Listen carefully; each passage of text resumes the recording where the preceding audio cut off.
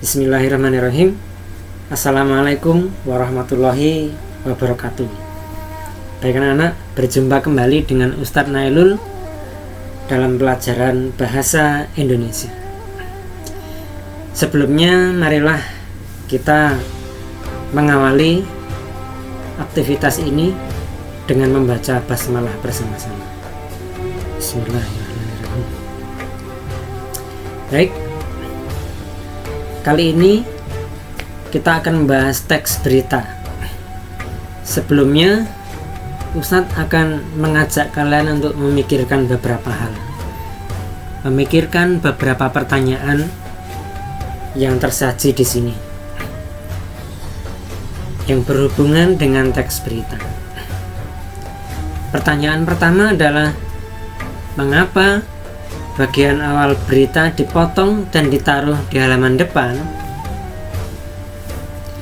Terus kemudian, butuh waktu berapa lama untuk membaca seluruh isi berita hingga habis? Kemudian, perlukah berita dibaca sampai habis? Perlukah semua berita dalam koran itu dibaca semua? Seperti itu. Terus kemudian, apa bedanya bagian teks berita yang dipotong dan ditaruh halaman depan itu dengan bagian teks berita yang dipotong dan ditaruh di belakang? Tentu ada alasannya. Baik anak-anak, kita bahas pertanyaan-pertanyaan ini terlebih dahulu sebelum kita masuk ke topik. Jadi anak-anak, koran berisi banyak berita. Halamannya banyak, bisa ada yang sampai 24 seperti itu ya, bahkan lebih ataupun kurang sedikit seperti itu ya. Bayangkan 24 itu isinya berita semua. Apakah semua orang punya waktu untuk membacanya sampai habis seperti itu ya? Apakah seseorang itu waktunya hanya untuk membaca koran saja? Kan tidak. Mereka juga butuh bekerja, butuh sekolah seperti itu ya, dan aktivitas yang lainnya. Dan seandainya sempat, baru membaca sisa-sisa berita seperti itu. Nah, karena waktu yang dimiliki orang-orang itu untuk membaca berita itu sedikit, maka seringkali yang terbaca adalah bagian depan.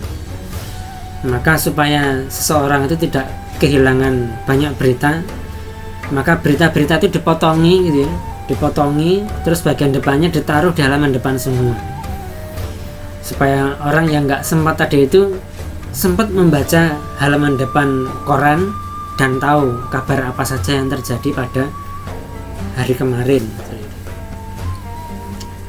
walaupun mungkin tidak membaca sampai habis. Terus kemudian, apa bedanya yang ditaruh di depan dan yang ditaruh di belakang? Tentu beda gitu ya. Karena bagian teks berita yang dipotong dan ditaruh di halaman depan itu adalah bagian yang paling penting, sehingga perlu untuk dibaca. Sedangkan bagian yang ditaruh di belakang adalah bagian yang informasi-informasi yang seandainya itu tidak terbaca, tidak begitu masalah, tidak begitu bermasalah, atau dengan kata lain kurang begitu penting.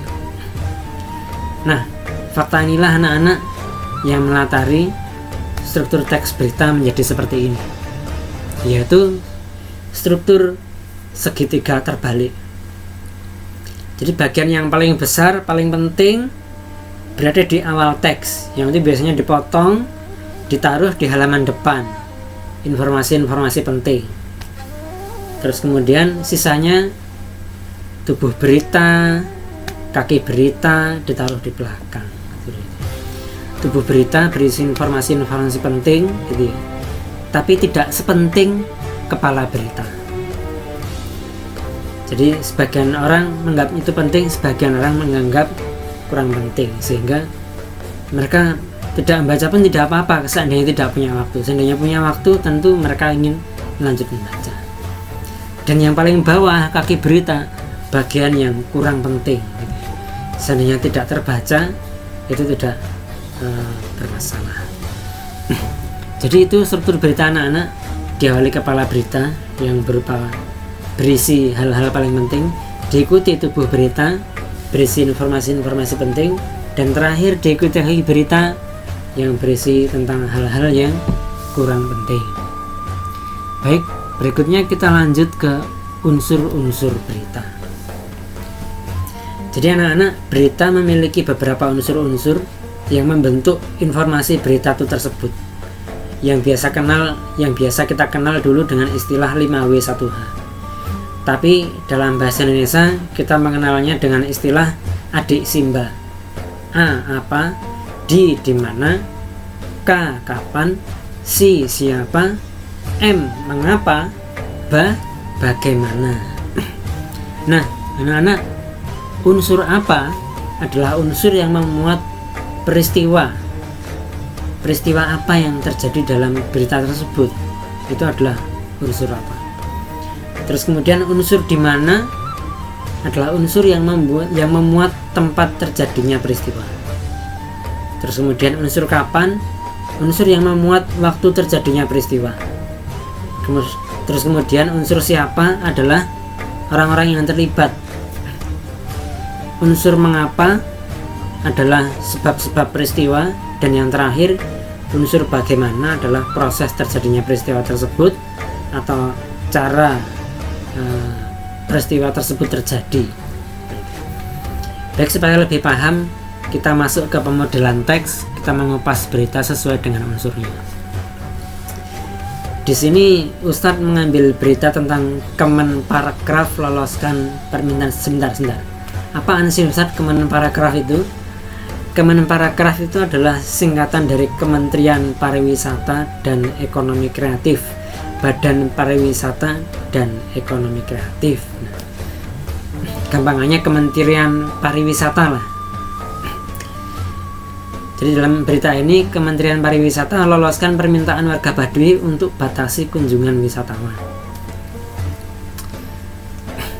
Nah, peristiwa apa yang terjadi dalam berita ini?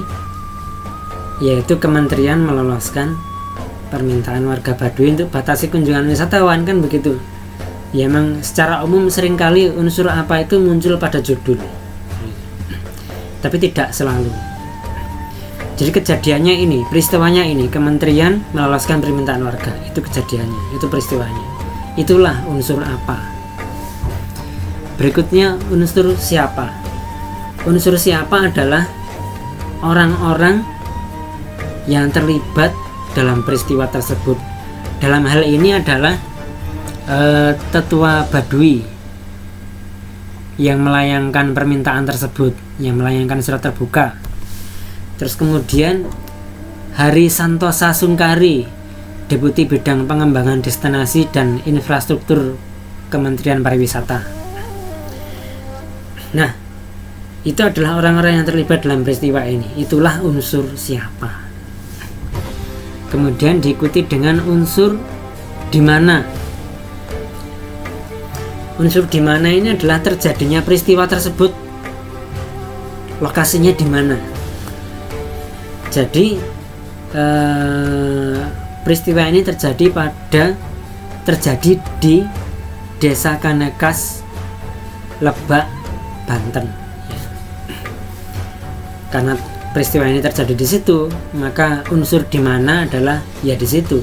Jadi unsur di mana adalah lokasi terjadinya peristiwa. Ini ya. Berikutnya adalah unsur kapan. Ini mudah. Unsur kapan itu adalah waktu terjadinya peristiwa. Kapan kementerian meloloskan permintaan warga, yaitu bertepatan dengan kunjungan Deputi Bidang Pengembangan Destinasi dan Infrastruktur Kemenparekraf ke Desa Kanekes pada hari Sabtu 18 Juli 2020. Jadi 18 Juli, hari Sabtu 18 Juli 2020 itu adalah unsur kapan, karena pada waktu itulah terjadi peristiwa itu. Terus kemudian yang berikutnya unsur mengapa. Unsur mengapa ini adalah penyebab kementerian meloloskan permintaan warga. Kenapa kok diloloskan? Karena dalam berita ini sebelumnya sejumlah tetua Baduy melayangkan surat terbuka kepada Presiden Joko Widodo. Itulah yang menjadi alasan kementerian akhirnya membatasi kunjungan wisatawan. Dan yang terakhir anak-anak, bagaimana yaitu proses terjadinya peristiwa tersebut. Prosesnya bagaimana? Ya prosesnya adalah pemerintah diwakili oleh Kementerian Pariwisata yang disitu mengutus deputi bidang bla bla bla bla itu ya untuk datang ke Desa Kaneges menyampaikan keputusannya seperti itu. Jadi ini proses terjadinya peristiwa tersebut. Proses inilah yang menjadi bagian dari unsur bagaimana. Baik anak-anak, insya Allah itu topik bahasan kita hari ini. Insya Allah mudah, semoga bisa dipahami. Terima kasih atas perhatiannya. Kita akhiri dengan membaca hamdalah bersama-sama. Alhamdulillahirabbil alamin. Jangan lupa klik like dan subscribe.